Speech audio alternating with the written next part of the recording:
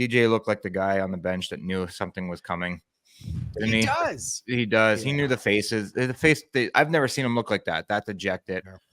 So my ugly. wife, who covers the team, was at the game last night. She writes for Canadian Press. She came home to me last night and goes, "He looked like dead man walking." She said you could feel it. And I'm wondering, I guess we'll get into it now. We've said all along, we don't think there's a coaching change because there's no GM at the moment, unless they were to go into a tailspin. But that game to me was the complete, utter shutdown of everything. There was nothing there. So are we seeing perhaps the end of DJ Smith?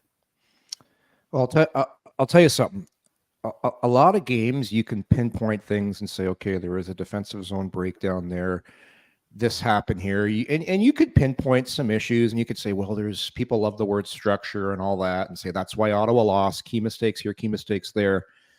I'll say last night watching that game, they didn't lose that game because of coaching. And people might be saying, what?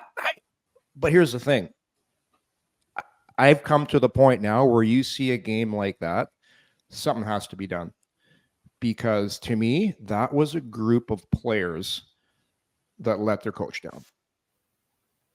And you can't paint it any other way. Like, you lost that game last night because my good buddy Colby Armstrong was on the panel last night, and he just told it like it is. Florida stole Ottawa's lunch money, put their head in the toilet, gave them a swirly, whatever you want to call it, atomic wedgie. But it was just, to me, it was men versus boys, and it came down to little 10-foot battles all over the ice. Florida, Ottawa won a few here and there, but the majority, 80% of those battles were won by Florida last night.